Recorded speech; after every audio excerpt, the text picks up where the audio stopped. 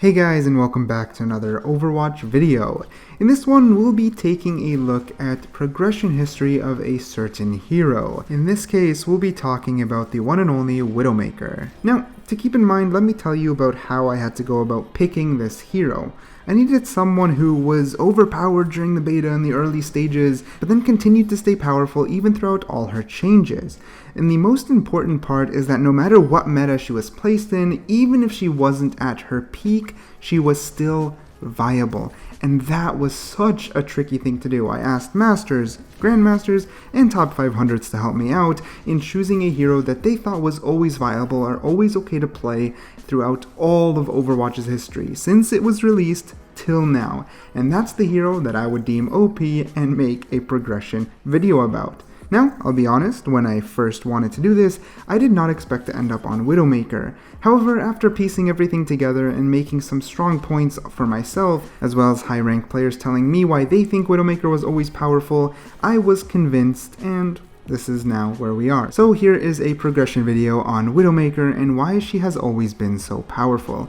If you guys do enjoy it, consider hitting that like button, and let's just jump straight into it. So to start off this video, I guess it's most fitting to go all the way back to the beta. So during the beta, Widowmaker was actually overpowered, believe it or not. She used to do 170 damage for a body shot, not even a headshot, and back then even Zenyatta had 150 health, meaning Zenyatta, Tracer, and any low health target was pretty much screwed. And even if you had 200 HP, you'd be left with 30 HP after a normal fully charged body shot.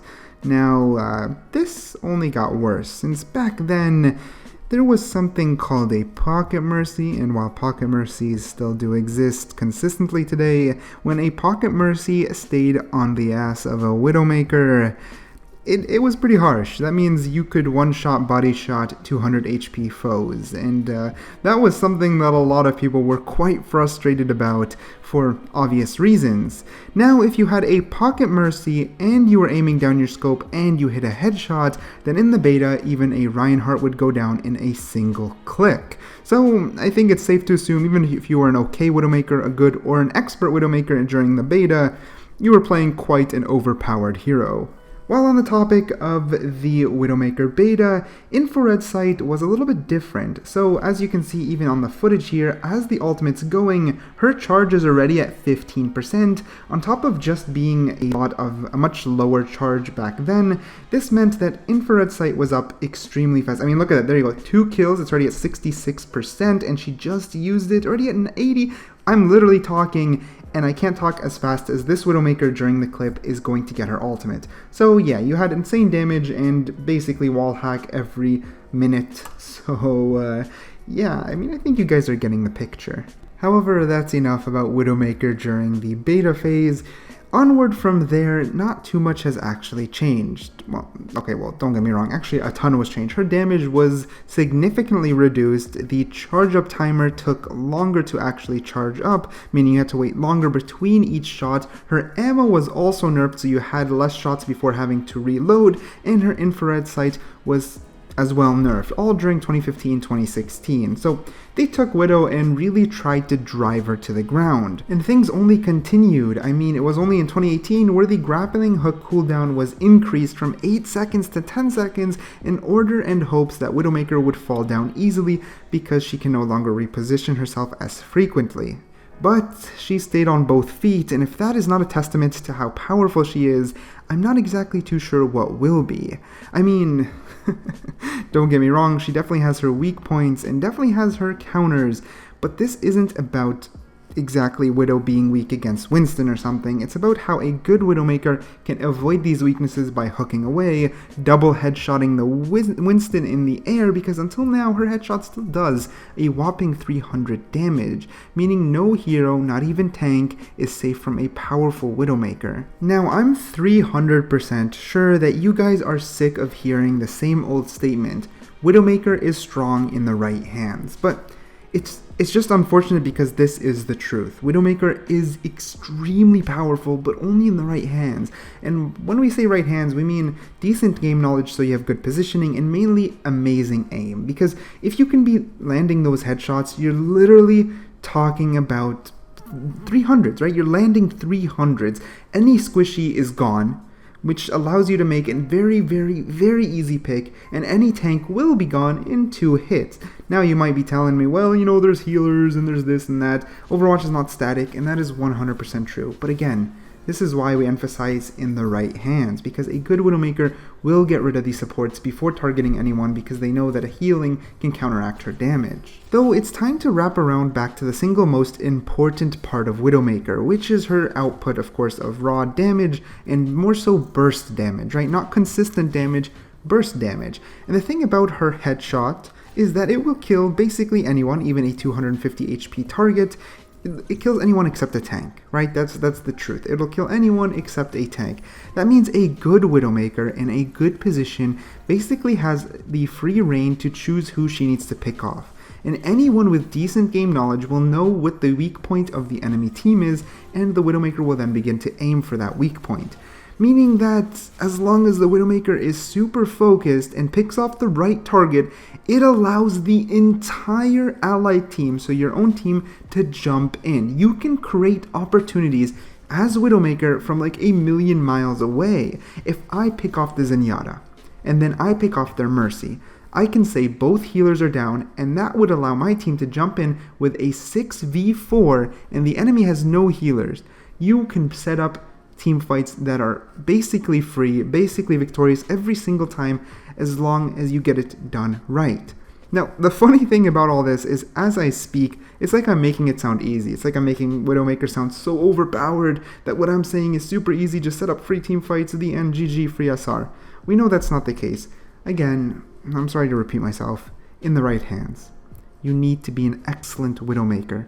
But if you were an excellent Widowmaker in Season 1 and you were like top 500, then till now you could still be one-tricking her and live. And really, there's no better example than the one and only... well, you see it on screen. Now, while I don't want to get YouTube copyright strikes, so I can only show off so much, Kefri is a prime example of what a good Widowmaker can do over a long period of time. When he's in Masters, Grandmasters, or top 500, he's always making picks and one-shotting tons of people, even tanks. No one is safe from him because he has such accurate aim that his output of damage is insanely high. And this is why a lot of people, especially high rankers, always point towards Widowmaker when asked who is the strongest hero in the game, or who's the strongest consistent hero in the game. It's because anyone in the high rankings usually have great aim, and the great aim translates to a very, very scary Widowmaker. So I guess if you wanted to wrap up everything I've been saying in this video in a single sentence, it's about high damage output from a safe distance. In the end, flankers are her weaknesses, Genjis are her weaknesses, hell, Winston, Diva, and a bunch of other tanks. Orisa is a weakness because of shields, Reinhardt could be considered a weakness because of shield. She has a bunch of flawed points that are consistent throughout her gameplay style, but I think the biggest thing about her is that all of these weaknesses have been consistent alongside her strengths. Since the beta, Winston was pretty strong against her, but she had high damage output, and until now, Winston is actually still pretty strong against her, but she can still two-shot him in the head.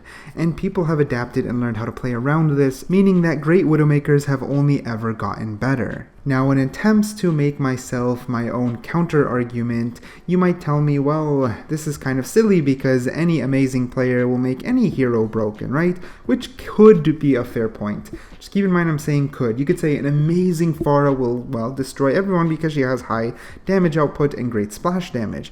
You might say that a great Genji will always be able to assassinate someone to allow for a great opportunity for the team to go in, same way I was talking about Widowmaker assassinating someone.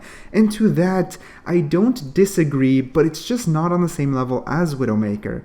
The truth is a Winston has a stronger counter towards Genji, or Moira has a stronger counter towards Genji because Genji has to do stuff up close, meaning those counters are just simply harsher against him. Someone like Pharah up against a soldier, well, again, a great Pharah will still be able to counter a soldier, they're just stronger counters, and that's the biggest key, is that other heroes have stronger and more harsher counters. And while a lot of people, again, well, Widow has amazing, crazy, harsh counters, it's true, but the safe distance damage and a great player with great aim will just counter it because of the immense amount of damage output. That's the truth. 300 damage is 300 damage.